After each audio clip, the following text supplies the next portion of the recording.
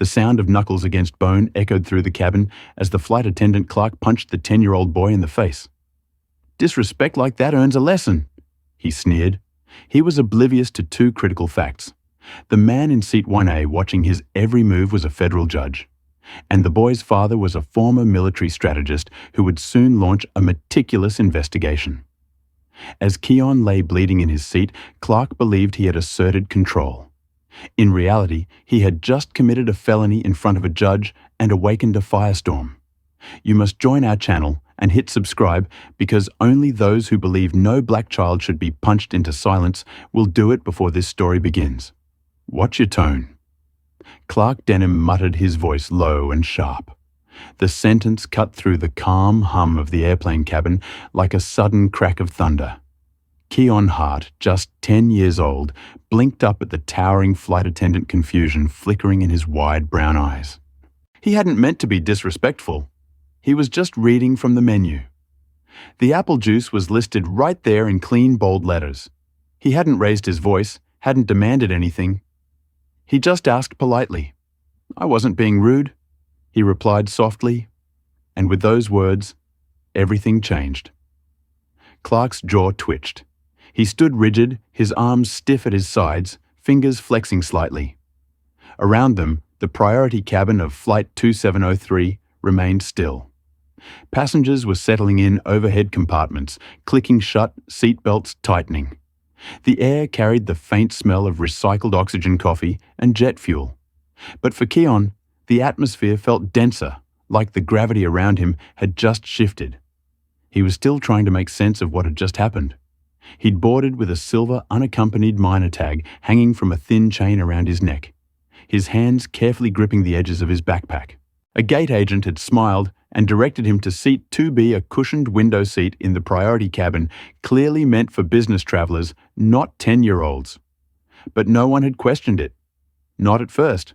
Not until Clark Denham spotted him stepping into the section like he didn't belong there. Clark had watched the boy take his seat with a look that was more than just annoyance. It was disdain, the kind that bubbles just beneath the surface of a carefully pressed uniform. Keon hadn't noticed. He'd smiled at the other passengers, tucked his bag beneath the seat, and pulled out the coloring book his dad had packed. His voice had been quiet when he asked for juice, almost shy, and the request was small enough to go unnoticed until Clark snapped back with a gruff. "We're out." That was the moment. The moment the mood shifted. Keon had tilted his head slightly and pointed to the laminated menu tucked in the seat pocket. "But the menu says there is," he'd said with genuine innocence. That's what did it. Now Clark loomed above him like a shadow. The veins in his neck stood out. His eyes narrowed. His lips pressed into a line so tight it was almost invisible.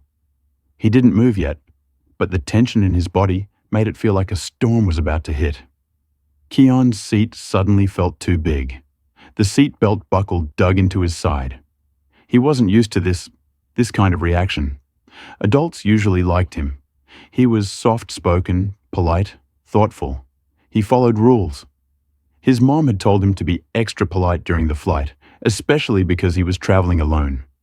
"Just smile, be kind, and say, 'Please' and 'thank you,'" she'd said. He'd done exactly that.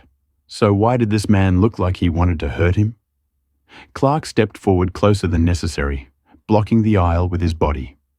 Another flight attendant passed behind him, a younger man named Tim, but he didn't stop. He barely looked over. Maybe he hadn't heard the tension. Or maybe he didn't want to get involved. Keon looked away from Clark's face, glancing toward the seat across the aisle where a man in a navy blue suit had just opened a tablet and was typing. The man seemed calm, detached, but Keon noticed the slight pause in his fingers, the way his eyes had flicked up briefly toward the interaction. He was watching quietly, measuring. The engines roared to life beneath them, a gentle vibration rumbling through the floor. The final boarding call had been made, and the aircraft began to push back from the gate. Keon felt a knot form in his stomach, not because of the movement, but because something about the way Clark was looking at him had shifted. The man's eyes had darkened. He wasn't just annoyed anymore. He was angry deeply, strangely. "Watch your tone," Clark repeated just loud enough for the words to settle into the air like poison. "I wasn't being rude," Keon said again, his voice trembling slightly this time, like a string pulled too tight. He didn't know it yet, but he had just walked into a trap. One carefully laid one designed not for justice or order, but for control, pure and simple. Clark Denham's fist slammed into Keon Hart's face with such brutal speed and force that for a heartbeat time seemed to freeze. The sound of knuckles against bone echoed like a firecracker in the narrow cabin space. The boy's head snapped sideways, jerking violently over the armrest as his small frame crumpled. There was a sickening thud as his temple struck the seat's edge, followed by a sharp metallic clink. The sound of his silver unaccompanied minor tag hitting the tray table. Then silence thick and stunned. Keon didn't scream. He couldn't. Just a small broken whimper escaped his lips, barely audible over the gasps rising from passengers nearby. His face was already swelling, his jaw unnaturally skewed, and thin streams of blood ran from the corner of his mouth, soaking into his shirt and the side of the seat cushion. For several long seconds, no one moved. Then came the chaos. A middle-aged man in the row behind leapt to his feet, eyes wide in disbelief. A younger man across the aisle fumbled for his phone, hands trembling. An elderly passenger clutched her chest and whispered a prayer, but the figure who stood out most was the one in row 1A. A tall man in a navy blue tailored suit, clean-shaven, composed, and utterly still.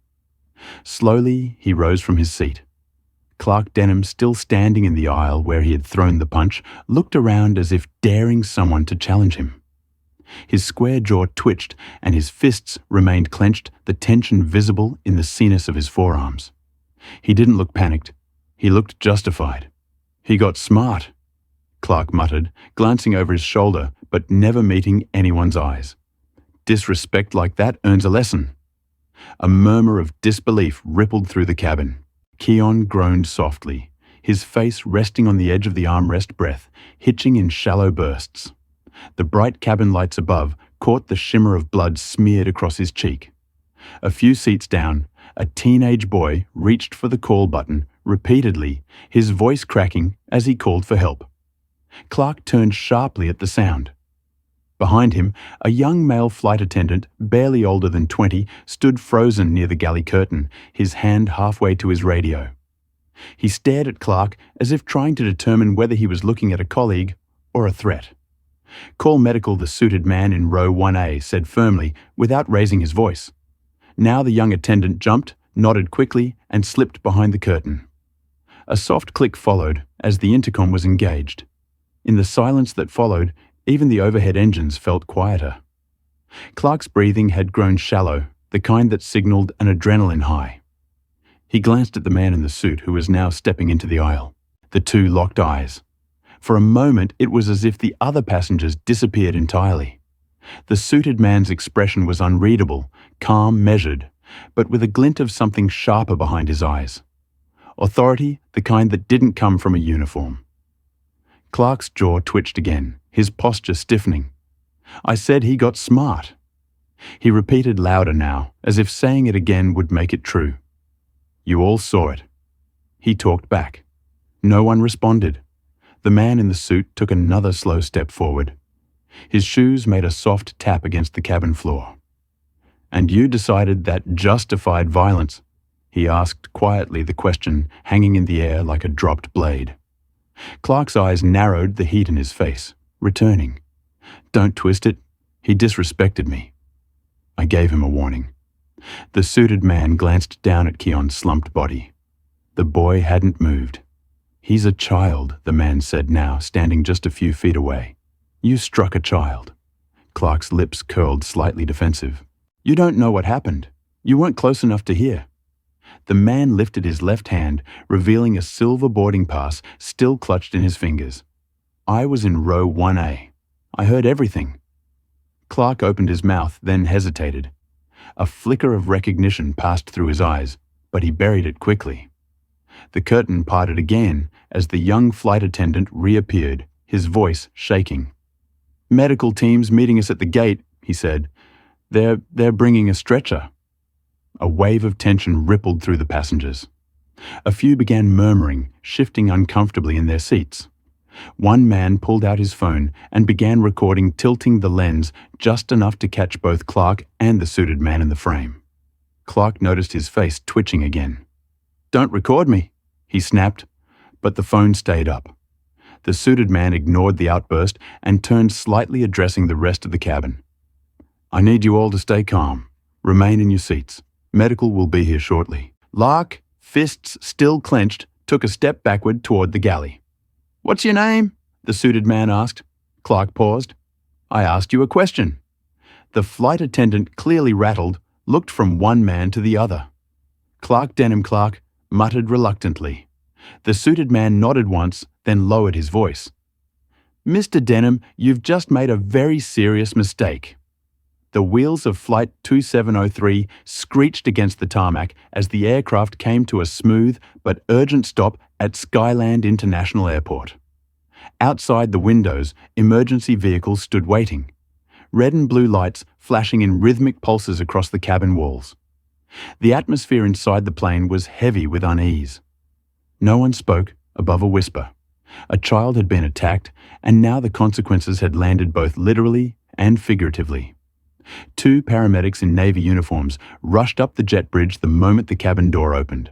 One carried a collapsible stretcher, the other a medical bag, his face unreadable behind the steady professionalism of someone trained for trauma. A young male flight officer guided them forward quickly, gesturing towards Seat 2B, where Keon Hart lay slumped sideways, his face pale and lips trembling. Blood had dried along the side of his chin, and his shirt was stiff where it had soaked into the collar. Keon didn't cry. He hadn't since the initial blow. His body remained still, except for the occasional flinch when movement jostled his jaw. One of the paramedics knelt beside him, speaking softly. "Can you hear me, buddy? Nod if you can hear me." Keon's eyes fluttered open. He gave the faintest nod. Behind them, the cabin was frozen in a collective hush. Passengers leaned just slightly over armrests, watching but not daring to speak. The suited man from Seat 1A, tall, composed eyes sharp behind wire-rimmed glasses, stood up slowly. He hadn't moved since the assault, only watched. But now something had shifted in him. He smoothed down his tie and stepped into the aisle. At the front of the plane, near the emergency exit, Clark Denham stood with his arms crossed, shoulders squared, as if he were the one needing reassurance. His lips were pressed into a straight line, and he spoke in low tones to a gate officer who had just boarded. "The kid got too close," Clark said, nodding toward the back. Daved his arms, knocked a drink tray. "He startled me. I reacted. It wasn't intentional." The officer scribbled on a notepad, glancing nervously toward the commotion. "And you struck him in the face." "I defended myself," Clark replied quickly, his tone curt. "He got aggressive." The officer looked uncomfortable. "He's 10. Clark's jaw tightened, but before he could speak again, the man from 1A stepped forward, card in hand. His voice was calm, but it cut through the noise like a blade. "Judge Marcel Durham, 5th Circuit Court." The officer's eyes widened. He took the card with both hands, quickly reading the embossed lettering. "Sir, you witnessed the incident?" "I was seated directly across from the boy." Judge Durham replied evenly. "There was no threat. There was no aggression. Just a quiet child who asked for apple juice and was assaulted without cause." Clark's face shifted for the first time, not to remorse, but to recognition. He opened his mouth, but whatever he planned to say died in his throat. The gate officer stepped back and signaled a nearby crewman, who immediately called in additional security. The decision had been made. Clark Denham was no longer explaining. He was being questioned. "Mr. Denham," the officer said, voice firmer, "now you'll need to come with us to the interview room. Please don't speak to anyone else until we've reviewed witness statements." Clark looked around at the passengers watching him, at the camera phones now being raised with quiet deliberation. The confident posture drained from his frame as two airport security guards approached. He raised his hands instinctively. "This is a mistake." But no one replied. In the background, the paramedics gently transferred Keon to the stretcher. He whimpered once, a sound more of discomfort than fear, and clutched the blanket they placed over him. The straps were fastened. A neck brace was secured. The lead medic whispered something into his radio before nodding at the captain. The pilot, who had remained in the cockpit during the ordeal, now stepped into the cabin and took the intercom. His voice echoed overhead. "Ladies and gentlemen, on behalf of Skyreach Airlines, we extend our sincere apologies for the events that have occurred. Medical staff are attending the injured passenger. Please remain seated until we've received clearance to deboard." Passengers exchanged glances, no one angry, just as stunned. Word of the incident was already traveling down the private pilot networks, reaching terminals, control towers, and internal departments. The story was unfolding in real time, faster than anyone could contain it. As Keon was wheeled down the Jetbridge airport, cameras flicked silently overhead. A small group of reporters had gathered at the bottom, tipped off by a medic who recognized Judge Durham on the flight manifest. Keon's arrival was met with camera flashes, though the paramedics blocked the view with practiced precision. 2 hours later, at Skyland Memorial Hospital, the double doors to the emergency wing burst open. Marcus Hart stepped inside, his face shadowed with panic. He wore a black button-down shirt sleeves rolled up, and his pace was unbroken as he passed the front desk. "My son, Keon Hart. He was just brought in from a flight. I'm his father." The receptionist pointed down the hallway. "Room 3B, sir." "Trauma observation." Marcus didn't thank her. He moved like a man chasing time. Inside the room, Keon lay beneath a light blue hospital sheet, V dripped in one arm jaw, encased in a stabilizing wrap. A young male nurse adjusted the heart monitor while glancing over notes. When Marcus entered, he froze mid-step. The sight of his son, bloodied, swollen, silent, hit him like a body blow. He walked to the bedside, slow now, hand trembling slightly as he reached for Keon's. The boy stirred at his presence but couldn't speak. Marcus didn't cry. He didn't rage. He leaned close, brushing back a stray curl from Keon's forehead. Then, in a low, cold voice, he asked the only question that mattered. "Who did this to my boy?" Clark Denham sat rigidly in the cold metal chair of the private security room at Skyland Airport, his arms crossed tightly over his chest. The room was small, sterile, with dull grey walls and a single frosted window that gave the illusion of privacy. Fluorescent lights buzzed overhead, casting a pale sheen across the table between him and the two internal airline investigators seated across from him. One was stocky balding and wore a navy vest with a Skyreach emblem stitched to the left breast. The other was younger, slimmer, with wire-rimmed glasses and a clipboard that rarely left his hand. "We just need your statement," the balding investigator said, his voice even but tinged with urgency. "Tell us exactly what happened from your point of view." Clark leaned back in his chair and gave a short, irritated breath. "I want a union rep before I say anything else," he snapped. The younger investigator adjusted his glasses. "That's your right. But we still need to understand what led to the incident." "From what we've been told," the boy Clark cut him off. "That boy got physical first," he said firmly. He waved his arms too close to my face. I acted on instinct.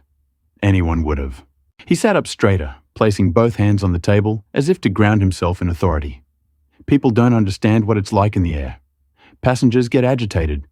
Kids can be unpredictable. The injury, whatever it was, probably came from him falling into the armrest. Not from me." There was silence for a moment.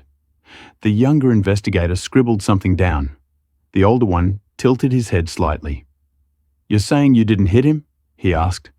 "I'm saying people overreact when they see blood," Clark replied. "And if you're trying to pin this on me without hearing my side, you're making a mistake." What Clark didn't know was that the mistake had already been made and documented. In a conference room just 2 floors above, a supervisor was watching a video on a passenger's phone. It was silent except for the ambient cabin noise, but the images were crystal clear. From the moment Keon asked about the apple juice to the sudden, brutal strike that snapped his head sideways, it was all there. A man in seat 1C had captured everything from across the aisle, holding his phone low and steady, barely blinking during the confrontation. The footage had already been forwarded to 2 local news stations and, more critically, to Judge Marcel Durham's personal aide. The judge had wasted no time. He'd viewed the footage twice and passed it directly to airport security. That video was now evidence. In Sky Memorial Hospital's pediatric wing, Marcus Hart sat in a stiff-backed chair, his eyes fixed on the same footage playing on his phone. The room smelled of antiseptic and linoleum.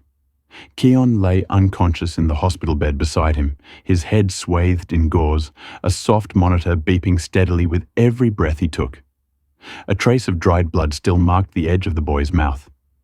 Marcus hadn't moved for nearly an hour. He just watched, rewound, watched again. Every time the frame froze on Clark's fist, tightening just before impact, Marcus's jaw clenched tighter. The former strategist was known for his calm under pressure. Haven Corp had once trusted him to coordinate multinational deployments, crisis containment, and fail-safes that protected lives across continents. But right now, none of that mattered. None of it could undo the sight of his 10-year-old son crumpling beneath the weight of a stranger's anger. A nurse stepped in quietly, holding a clipboard. "Mr. Hart," he said gently. "The doctors are reviewing the scans now.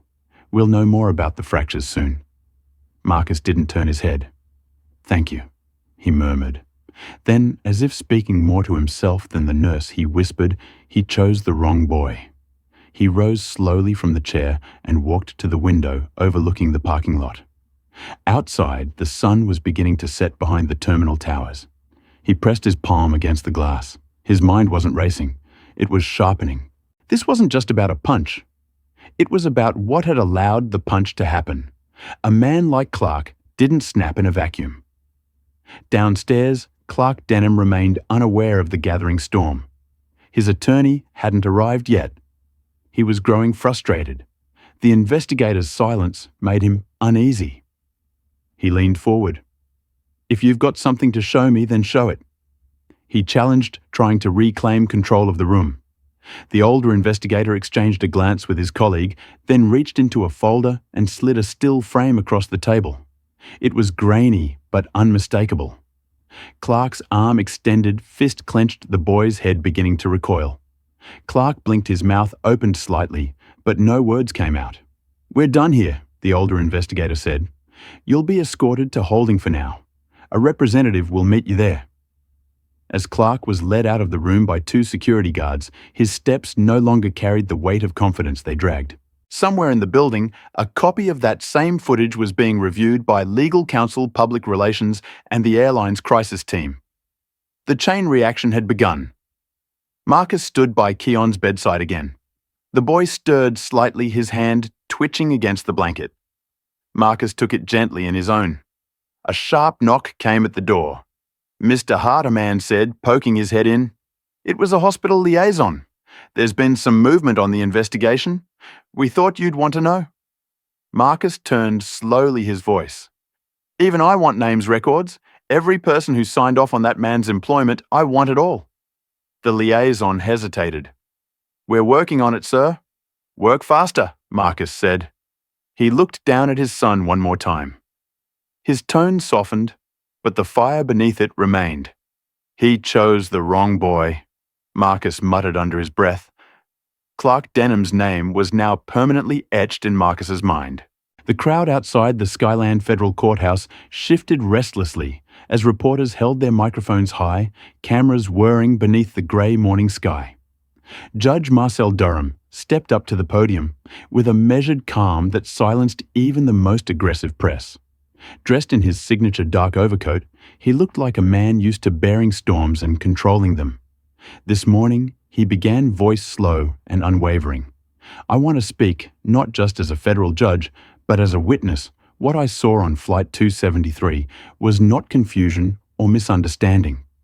It was violence, and no child deserves that kind of brutality, especially from someone trusted to care for them." The words hung in the air. Flashbulbs popped. Some reporters lowered their microphones, taken aback by the gravity in his tone. Durham didn't linger. With a short nod to the bow beside him, he stepped down from the podium and walked briskly back inside the courthouse, avoiding questions. The message had been delivered. The nation had heard it. Meanwhile, across the city in a private law office on the 27th floor of the Garwin building, Clark Denham sat stiffly at a glass table beside his attorney. The air inside the room was sterile cold, the walls lined with legal texts and past victories framed in brass. Grant Maruro, a silver-haired defense attorney with a reputation for extending trials until they fizzled, leaned back in his chair, studying his client through narrowed eyes. "They're going to come hard," Grant said. "But that's just noise. What matters is what we put on record. You were provoked. You felt threatened. You acted on instinct. That's our story, and we're sticking to it." Clark's jaw tightened. "It was just one punch," he muttered, his voice clipped. The kid wouldn't let it go. He kept pushing. "Don't say that to anyone else," Grant snapped, pointing a finger. "You're not the victim here. Not publicly. You're the man caught in a situation gone sideways. Say too much, and they'll twist it." As Clark nodded, something flickered in his eyes. Not remorse, but annoyance. He didn't believe he had done anything wrong. That more than anything would become his undoing. At that same moment, Marcus Hart sat in a quiet corner booth of a diner on the east side of Skyland, his laptop open, a half-finished cup of black coffee in front of him. The morning sunlight filtered through dusty blinds, drawing faint golden lines across his weathered face. Two men slid into the booth across from him. Caleb Raw and Lionel Sims, both former engineers he had worked with during his years consulting for Arison Systems. Marcus didn't greet them with small talk. Instead, he turned the screen toward them. "This is what we know so far," he said. Lines of text scrolled across a shared document. Passenger testimonies dated internal reports, excerpts from email scrubbed of corporate signatures. Marcus tapped a highlighted section. Here, passenger complaint. 18 months ago, Clark was reported for yelling at a boy with special needs. Filed under internal conduct review, then erased 2 weeks later. Caleb leaned in. "We saw these patterns before," he said grimly. "Remember Klein Rogers Security? They used the same tactic. Flag incidents just enough to be seen, then bury them quietly," Lionel added. "And it's not just deleted reports. Look here. Flagged crew memos rewritten to sound like minor misunderstandings. If we cross-check timestamps, we might be able to recover the original versions from the data cache." Marcus's fingers flew over the keyboard, eyes sharp with focus. The fury he'd felt in that hospital room was still there, but now it was channeled, calculated. He wasn't swinging wildly. He was aiming precisely. They worked for hours, their conversation low but urgent.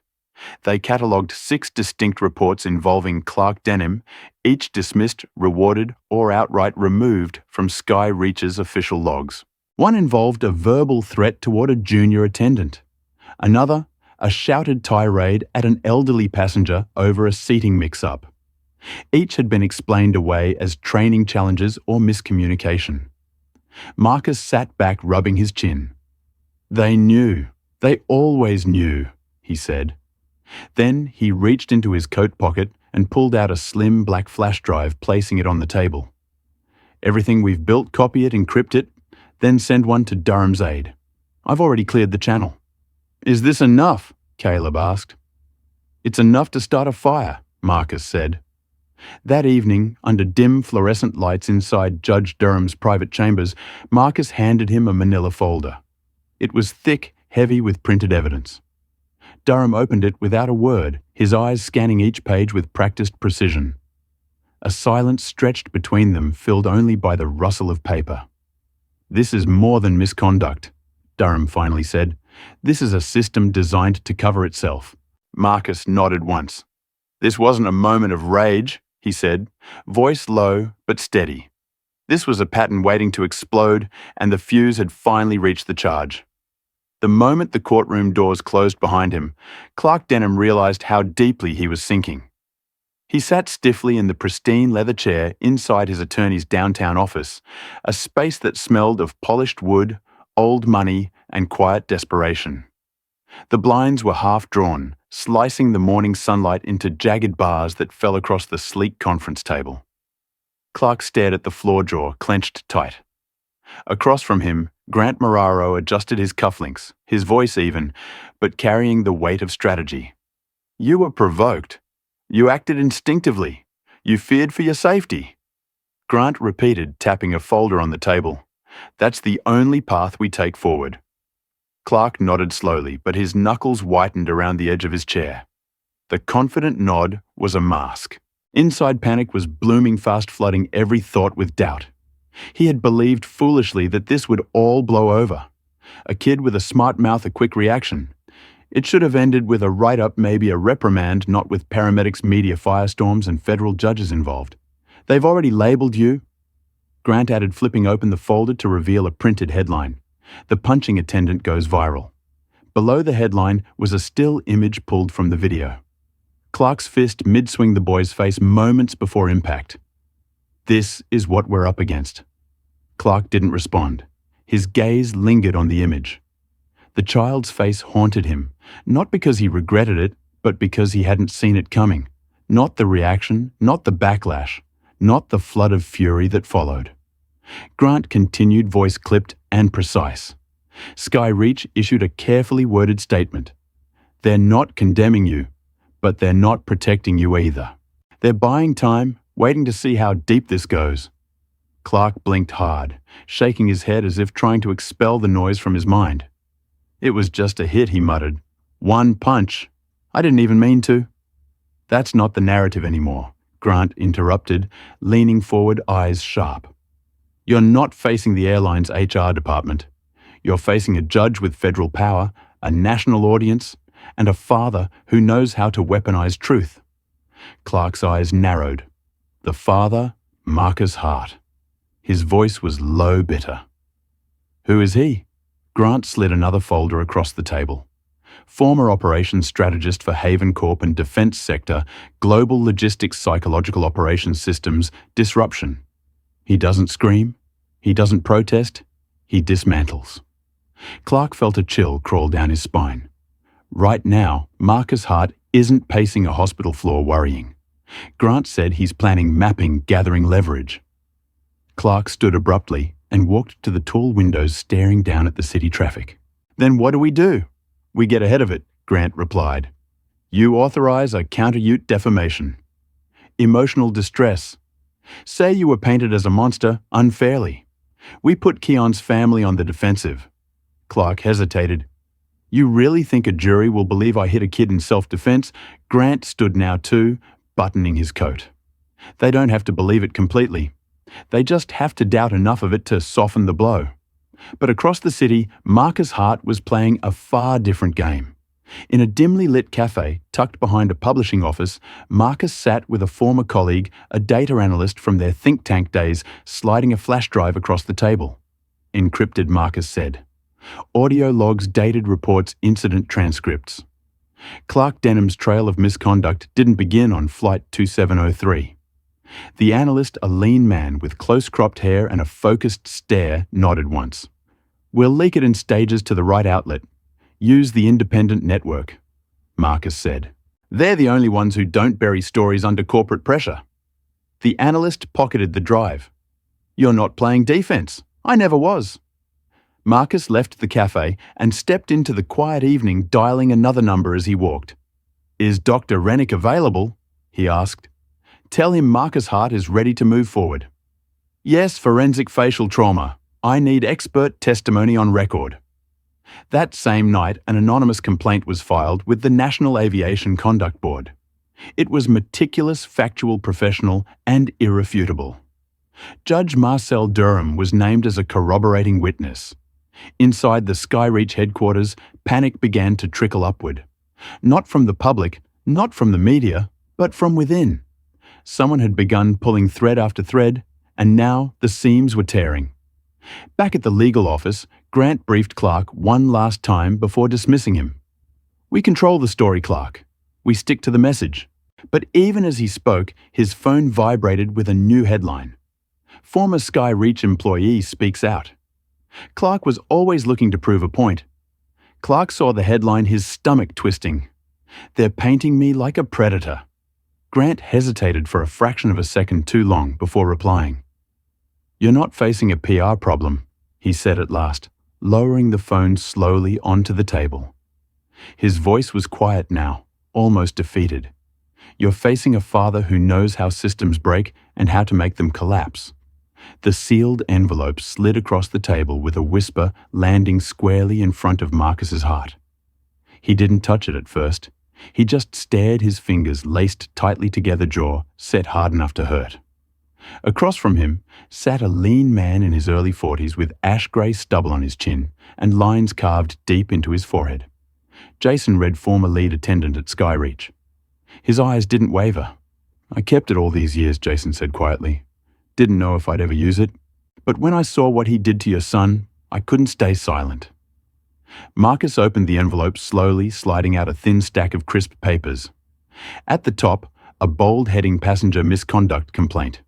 2018 transatlantic flight SR47 and 8. Beneath it, in tight handwriting, a parent had detailed how their son, another unaccompanied minor, had been struck across the shoulder with a tray edge by flight attendant Clark Denham after asking for help. The boy had cried the entire flight. The complaint had signatures, timestamps, and even a crew roster. It was all there, but Marcus had been in enough boardrooms to know what else it was. Dangerous.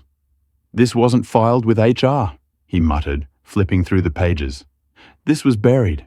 Jason nodded, eyes heavy with guilt. "We were told it was handled internally." Next thing I knew, the family got a travel voucher and stopped pressing. But Clark bragged about it for weeks. Said, sometimes kids needed a reminder to stay quiet. Marcus's grip on the document tightened. The sterile lights above flickered faintly, casting long shadows on the conference table. "How many others?" he asked. "At least 3 more incidents I personally witnessed. Verbal abuse threats. Never on paper, though." He was smart about that. Jason looked away. "But this one I printed and kept just in case." Marcus rose slowly from his chair, sliding the paper back into the envelope with deliberate care. "You've done the right thing now," he said, "and I promise you, this won't disappear." The door to the private lounge opened just enough for Marcus to see the dusk settling over Skyland City through the wide airport windows. The glow of runway lights flickered beyond the glass like silent signals blinking in anticipation. Outside, as Marcus walked back to his car, he called Judge Durham. "I need to meet urgently. There's something you need to see." Later that evening, in the dim warmth of the judge's study, the 2 men reviewed the sealed statement line by line. The room was quiet, except for the soft ticking of an antique clock on the mantel and the occasional hum of traffic beyond the window. Durham leaned back in his chair, brows furrowed. "This predates Keon's case by 5 years. It confirms this wasn't an isolated breakdown. It was a pattern, and a pattern the airline helped suppress," Marcus added. His voice was low sharp. "They buried this, which means someone high up signed off on it." Durham tapped a pen against his notebook. "The problem isn't just Clark anymore. It's the structure that allowed him to keep hurting children without consequences." Marcus nodded slowly, his thoughts already racing ahead. "Then it's time we show the structure. It's not untouchable." Over the next several days, Marcus contacted 2 former engineers he'd worked with years ago, both now contractors with data clearance for the airline's back-end systems. Through encrypted channels, they helped him retrieve fragments of past employee complaints flags buried in old databases, most labeled closed without cause. He pieced together a quiet map of rot. Clark's name kept surfacing adjacent to incidents that were never followed through. One internal note read, "Reported as temperamental, but essential to crew balance." Another handled via informal talk. "Issue not escalated." Marcus stared at the screen, the cursor blinking like a metronome of rage. That night back at the hospital, Keon sat propped in bed, watching a cartoon with the sound off. A thick bandage still ran across his jawline, and even the smallest smile made him wouse. He hadn't spoken in days. Marcus sat beside him, one hand gently covering his son's. He'd promised Keon healing. Now he had to make good on the second part justice. As the trial date was set for 3 weeks out, Marcus worked in silence. He forwarded documents called former staff scheduled interviews. Behind every action was strategy. He was no longer just a father. He was a man at war with an institution. Late one night, he met Jason again in a quiet corner of a downtown cafe. Rain tapped at the windows like a slow drum beat, muffling the sounds outside. "This doesn't stop with him, does it?" Jason asked, his voice low. "No," Marcus replied. "Clark is just the door. What's behind it is bigger." Jason looked down at his coffee. "You're going to take them all down, aren't you?" Marcus didn't hesitate. "I'm not fighting a man," he said. "I'm fighting a whole culture, and I plan to win." If that moment made your blood boil and your heart ache, don't scroll. Subscribe and become a member, because letting violence go unchallenged means accepting it. The emails surfaced like a thunderclap. Late at night, just 3 days before the trial was set to begin, a whistleblower using the alias Cabin. Truth leaked a file of internal correspondence to 3 major news outlets. Within hours, the messages between Clark Denham and his direct supervisor began circulating online. The most damning line, one that would later be read aloud in court, was simple, chilling, and impossible to misinterpret. "They always think they can talk back if they're young and entitled, especially that kind." It hit the public like a wave. By morning, protests had already begun forming outside Skyreach Airlines headquarters in downtown Skyland City. Men in suits stood nervously behind glass doors while chants echoed across the plaza. Signs bobbed above the crowd, not just to punch a pattern. "Protect our kids" and that kind. We know what you mean. Inside a quiet room on the 19th floor of the courthouse, Marcus Hart stood over a conference table cluttered with documents, statements, and still frames from the flight video. He didn't speak for a while, just stared at the paused image of Clark's fist midair, a fraction of a second before it connected with Keon's jaw. Behind him, a legal aide entered, carrying a file. "Mr. Hart, the court has accepted the whistleblower emails into evidence," the young man said, trying to mask the tremor in his voice. "And Clark Denham has been terminated. Skyreach made it official this morning." Marcus didn't smile. He didn't react. He simply gave a short nod and turned back to the image. "That won't stop his lawyer," he said flatly. "They'll pivot, blame the airline, call him a scapegoat." The aide hesitated. "You expected this, I planned for it." Elsewhere, Clark Denham sat stiffly beside his attorney, Grant Maruro, inside a dim, windowless legal chamber near the courthouse. He was dressed in a fresh navy suit, but his eyes were bloodshot. The termination had hit him hard, but it wasn't the loss of employment that disturbed him. It was the way the narrative had slipped out of his control. "They've boxed us in," Clark muttered, running a trembling hand over his face. "Emails, witnesses, a judge, and that kid just sitting there milking the sympathy. I didn't mean to hit him like that. I mean, it wasn't." Grant cut him off with a raised hand. "Intent isn't the issue anymore, Clark. Optics are. You've officially been cast as the villain, and now the best defense we have is to paint the entire system as broken. You were a symptom, not the cause." Clark leaned back in his chair, his mouth a tight line. And if that fails, Grant didn't answer. On the morning of the trial, a crowd of reporters, activists, and silent onlookers gathered around the courthouse steps.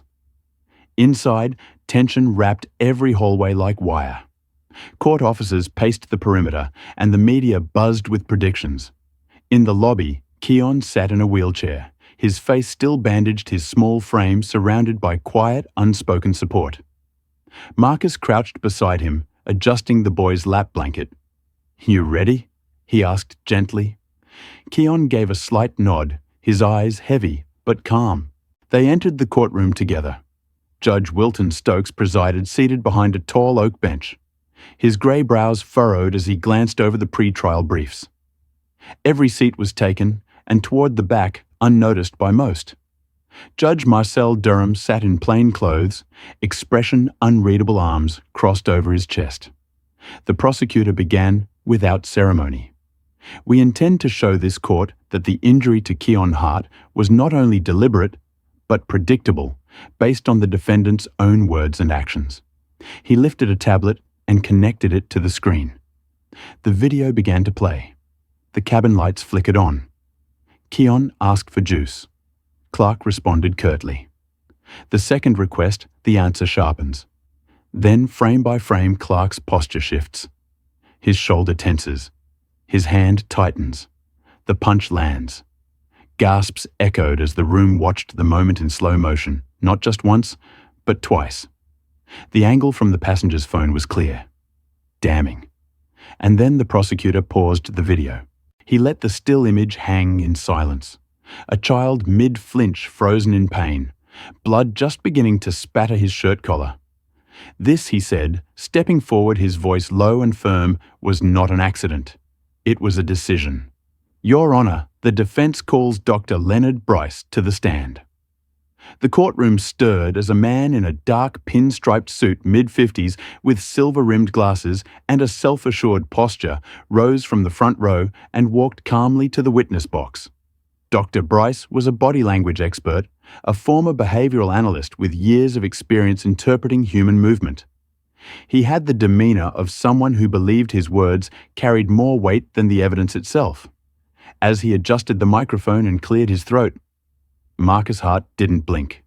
He had expected this move, had studied Bryce's past testimonies in other high-profile cases, and he was ready. The defense attorney, Grant Maruro, paced deliberately in front of the jury. Dr. Bryce, he began, you've reviewed the footage of the incident between flight attendant Clark Denham and the minor passenger. Correct. I have, Bryce said, voice smooth and measured multiple times from multiple angles. And based on your expert opinion, what did you observe in Mr. Denham's behavior? Bryce folded his hands, steepling his fingers. I observed signs of what we call pre-reflexive startle behavior. It's when someone is caught off guard and responds before conscious thought takes over. His shoulders flinched back.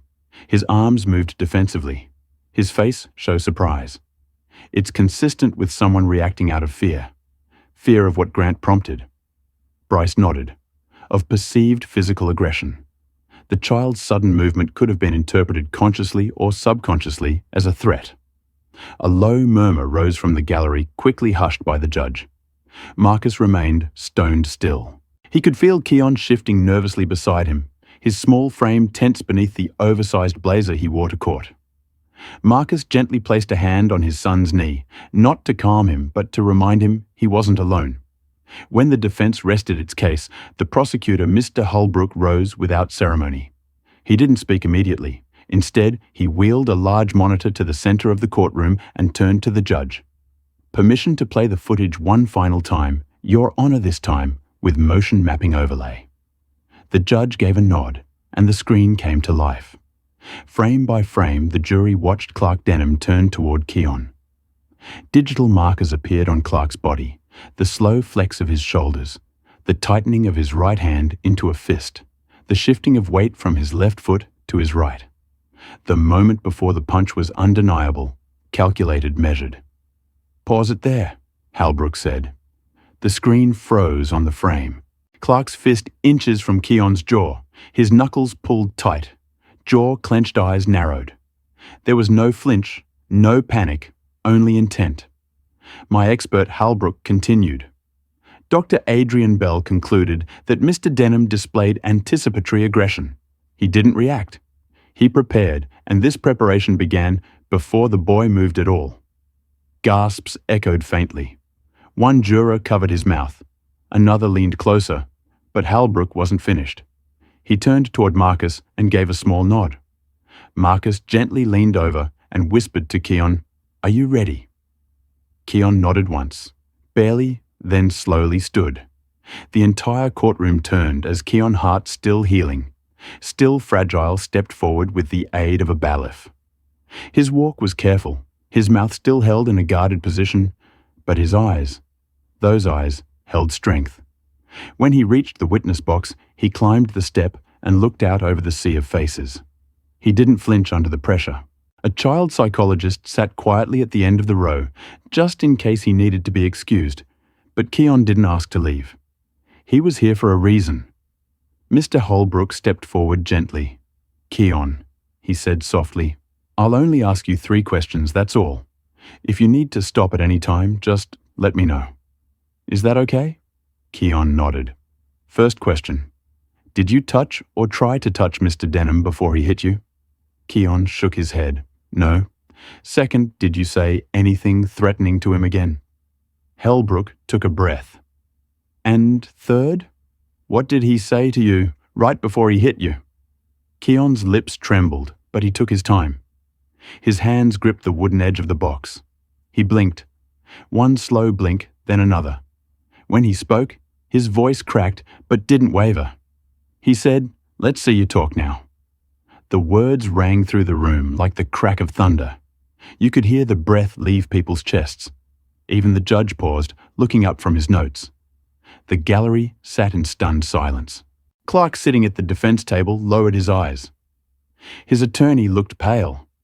Marcus didn't move. He didn't have to. Keon had said what no footage could. He'd spoken through pain, through fear, and broken through the last defense wall. The judge cleared his throat, visibly moved. That will be all for today. Court was adjourned until the following morning. The shuffle of papers and quiet footsteps filled the room as people stood still, shell-shocked from what they'd heard. Outside, the sun was beginning to set. Gold light spilled across the courthouse steps, casting long shadows on the stone. Marcus sat beside Keon on the wide marble bench, neither of them speaking for a moment. Then Marcus turned to his son. "You were brave today," he told him. Keon nodded slowly and looked toward the sunset. For the first time since the flight, he smiled just faintly. Felix Ray's name had not appeared on any of the pretrial witness lists. That alone was enough to send a ripple through the courtroom. As the bay opened the side door and the young man entered, the jurors shifted forward slightly in their seats. He was tall, lean, with a slight limp that was noticeable even before he reached the witness stand. Every step seemed weighted not just by injury, but by memory. Marcus watched him closely from the plaintiff's table, his fingers laced tightly together. Keon sat beside him, expression unreadable, though his eyes flicked to Felix with quiet curiosity. There was something different in the air now, something that even Clark's legal team seemed to sense. Grant Murrow, Clark's attorney, leaned in to whisper sharply to his junior associate, clearly caught off guard. The judge raised an eyebrow. "Mr. Hart, please explain the relevance of this witness." Marcus stood slowly, voice calm. "Your Honor, Felix Ray is prepared to testify to a pattern of behavior by the defendant. Behavior that echoes the assault we're here to address." The judge studied Felix for a moment, then nodded. "Proceed." Felix took his seat, adjusted the microphone, and looked out at the courtroom, not with fear, but a kind of practiced resolve. "My name is Felix Ray. I'm 19 years old now, but when I was 14, I flew alone from Redwood Bay to Briar Glen. It was a Sky Reach flight. Clark Denham was the attending crew in my section. Do you recall anything unusual during that flight?" the prosecutor asked. Felix nodded. "Yes, I had trouble lifting my carry-on bag into the overhead compartment. I asked for help." His voice didn't tremble. If anything, it seemed to sharpen with each word. "Clark came over, looked me up and down, and said, 'You should learn to handle your own weight. You want to be a man. Act like one.' I tried again, but the bag slipped. He stepped forward, grabbed my shoulder, and shoved me down into my seat. My leg hit the metal armrest hard. He paused slowly, pulling up the cuff of his pant leg. A long, jagged scar ran from his knee to his shin. Audible gasps filled the courtroom. Marcus didn't move, but his jaw tensed. From the corner of his eye, he saw Keon's small hand move, resting gently on his. "Did you report this incident?" the prosecutor asked. Felix gave a bitter half-smile. "I did. My father filed a complaint. We even sent pictures of my leg, but weeks passed and we heard nothing. When he followed up, they said there was no record of the report. We dropped it. What else could we do?" The silence that followed was heavy, filled with the weight of disbelief and the uncomfortable recognition that this story had echoes. Grant Maruro stood clearing his throat. "Objection. This is anecdotal prejudicial sustained," the judge said mildly, then turned to Felix. "Mr. Ray, your testimony is only admissible insofar as it relates to a behavioral pattern that could inform the jury's understanding of this case. Please limit your remarks accordingly." Felix nodded. "Understood, Your Honor." The prosecutor leaned in again. Felix, can you describe Clark Denham's tone when he said those things to you, demeaning like I wasn't worth his time, like I was a problem, not a person? Across the courtroom, Clark sat stone-faced. But Marcus noticed the twitch in his jaw, the restless movement in his foot. The defense hadn't expected this. They were losing control of the narrative, and they knew it. After Felix stepped down, Marcus took a long breath. He hadn't told anyone, not even Judge Durham, about bringing Felix in. He'd found him through a sealed complaint archived in a forgotten employee inbox, accessed only through a contact buried deep within Skyreach's former HR system. It had been a gamble, but one he'd been willing to take. When the courtroom settled, the prosecutor stepped forward for closing arguments. This case, he began pacing slowly before the jury has never just been about a punch. It's about a man entrusted with the care of the vulnerable. A man who used that power not to protect but to harm, and not just once, not just by accident. We've seen that this was a pattern ignored, buried, and now finally brought into the light. He stopped in front of the screen where the paused image of Keon's injury mid-frame, mid-impact, still hung like a frozen truth. The people we entrust with power, he said, must be held to account when they use it to silence the smallest voices among us. The courtroom door swung open with a heavy groan, and silence fell as the jury filed in. 12 expressions carved from stone took their seats, avoiding eye contact with either side. The foreman, a stern-faced man in his 50s, stood and cleared his throat. We, the jury, find the defendant, Clark Denham, guilty on all charges: aggravated assault of a minor abuse of authority in a custodial setting and infliction of intentional harm. A gasp rippled through the gallery, then silence. Clark's shoulders sagged. His attorney, Grant Mororo, placed a hand on his client's arm, but Clark didn't look up. His jaw twitched, a subtle signal of suppressed fury. The judge tapped his gavel once and spoke evenly. Sentencing will be held in 48 hours. Pending review of newly submitted corporate evidence tied to the case. Court is adjourned. The sound of the gavel echoed like a gunshot through the room as Clark was led out of the courtroom, flanked by 2 U.S. Marshals cameras flashed from the press section. Reporters shouted over one another, their voices bouncing off the marble walls. "Mr. Denham, do you regret your actions? Was it really self-defense? What do you say to the family?" Clark kept his head low, his eyes fixed on the tile floor. But beneath that mask of silence, something hardened. Rage, perhaps, or shame, maybe both. But outside the courtroom, the real reckoning had already begun. Marcus Hart stood with Judge Marcel Durham and Jason Redd in a quiet side hallway of the federal building. The walls here were bare, unadorned, and the air buzzed with the low hum of fluorescent lights. The 3 men looked as if they belonged in different worlds. Marcus in his grey tactical cut suit, Jason in a plain navy jacket with a frayed hem, and Durham in his immaculate black robe, removed only moments earlier. Marcus held a manila envelope tight against his side. Inside were transcripts, timelines, and a list of whistleblowers who had remained silent for too long. He looked to the judge. "You're sure they'll listen?" Durham's voice was calm but firm. "They're already listening.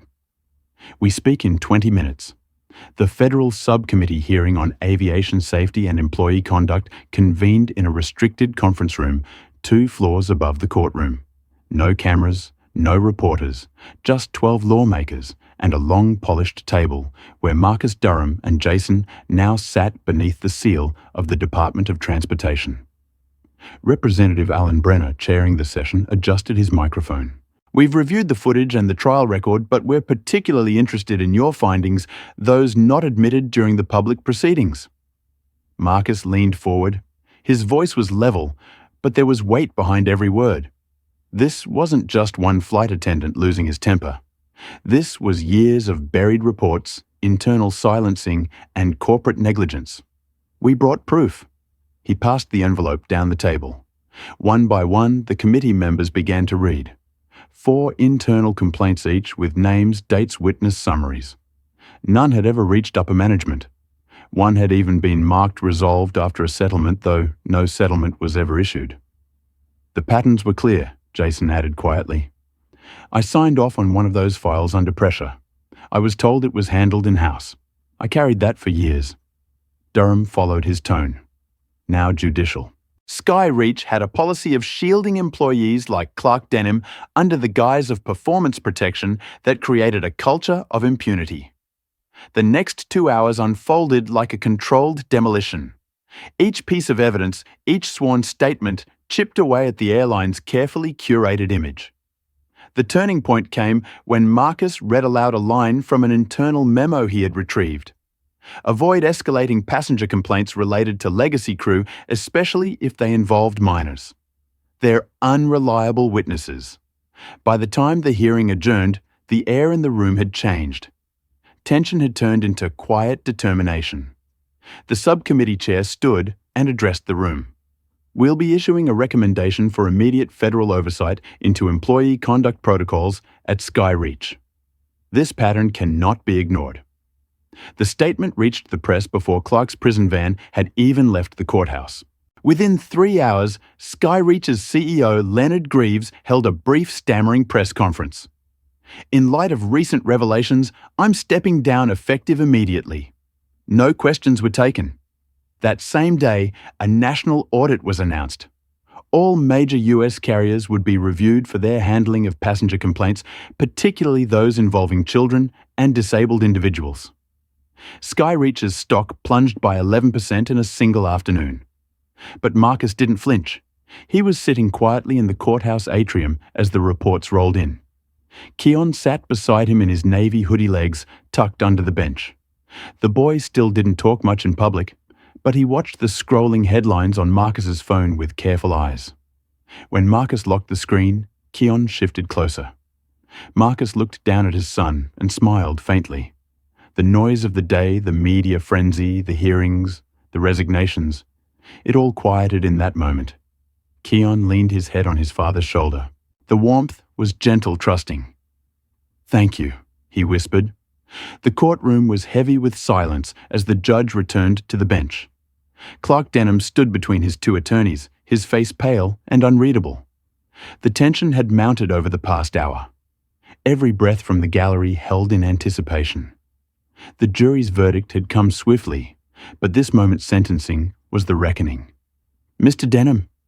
The judge began, his voice firm and echoing across the room. "This court finds it especially disturbing that the victim in this case was not only defenseless, but placed under your supervision for protection. You failed that duty in the most violent way possible."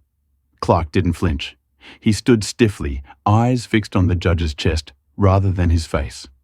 There was no apology, no plea, just silence, like he believed it might somehow lessen the weight of the decision. "You are hereby sentenced to 9 years in federal prison," the judge concluded. Without the possibility of early parole, a few murmurs rippled through the courtroom. Reporters shifted in their seats. Some scribbled notes while others typed furiously on tablets. Clark's lawyer, Grant Maruro, leaned in to whisper something, but Clark didn't respond. His posture slumped just slightly, as if the words had knocked the air out of him, not from surprise, but from reality.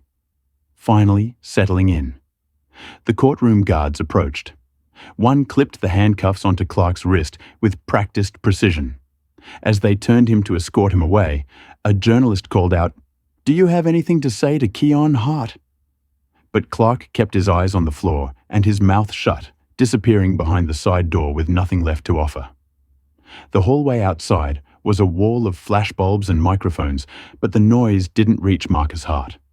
He sat quietly beside Keon, who remained in his wheelchair, his jaw still slightly bandaged. They didn't speak. They didn't need to. The judgment had landed. And yet Marcus knew this wasn't the end. It was only the first thread pulled from a tightly woven net. Back in Washington, the headlines pivoted fast. While Clark's appeal was filed that same afternoon, the coverage barely acknowledged it.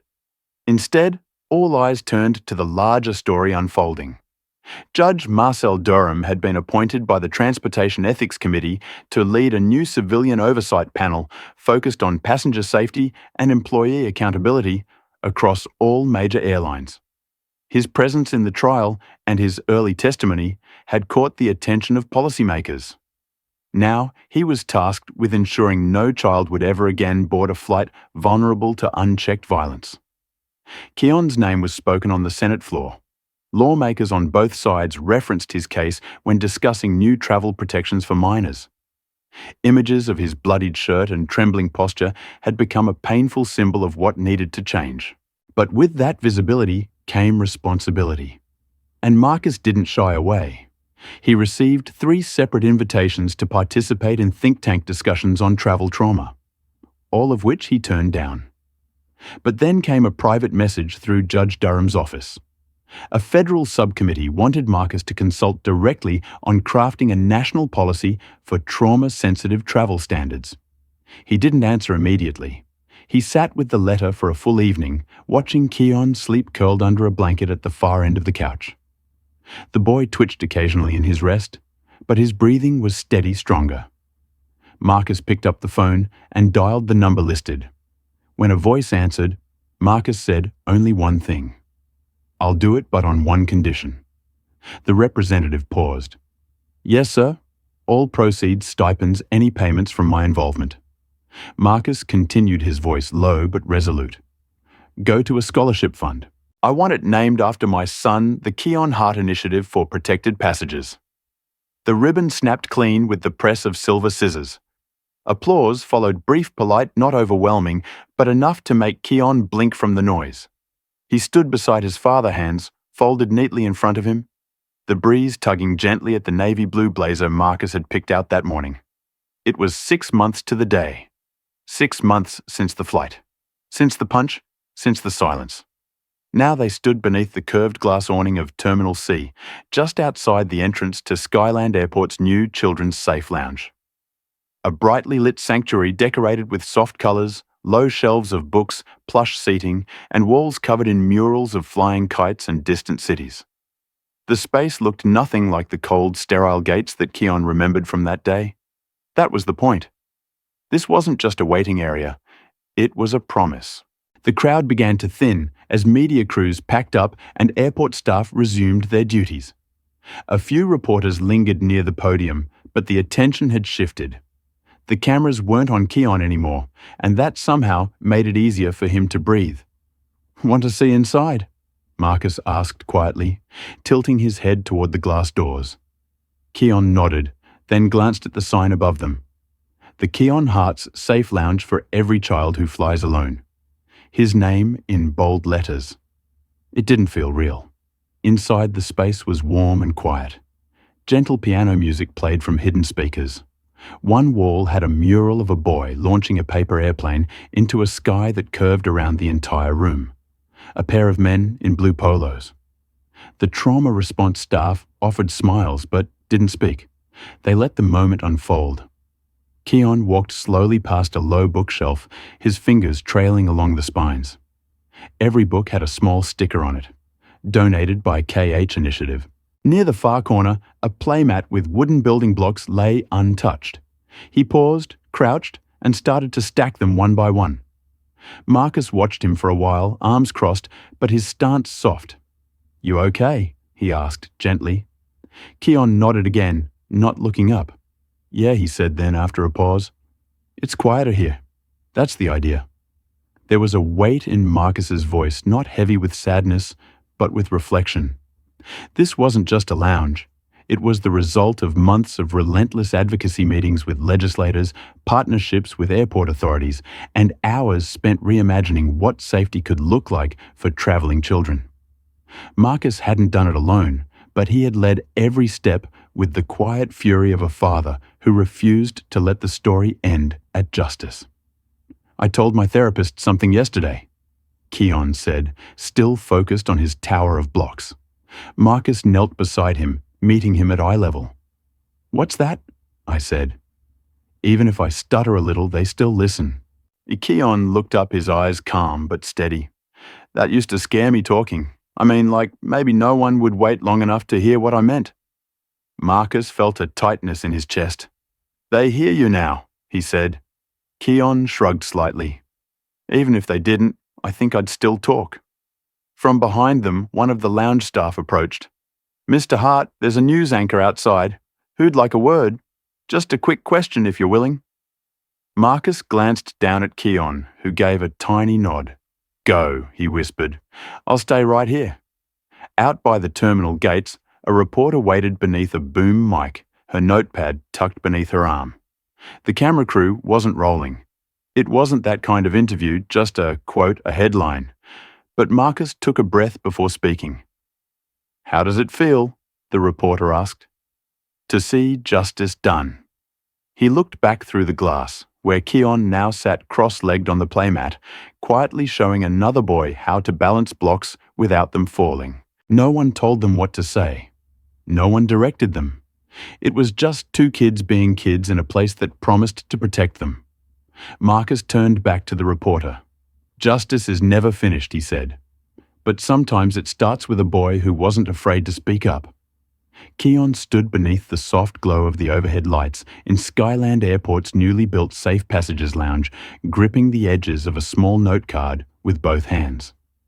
His heart pounded, not from fear, but from the gravity of what this moment meant. In front of him, rows of children sat cross-legged on a brightly patterned rug, their eyes wide with curiosity and quiet respect. Some wore tags that read, "Unaccompanied minor," just like the one he used to wear. Behind them stood staff members, airport officials, and a handful of carefully invited guests, men who had watched his journey unfold, and some who had helped shape it. He cleared his throat, his voice still slightly raspy from recovery, and began to read. "I was hurt on a plane," he said slowly, each word deliberate, each syllable precise.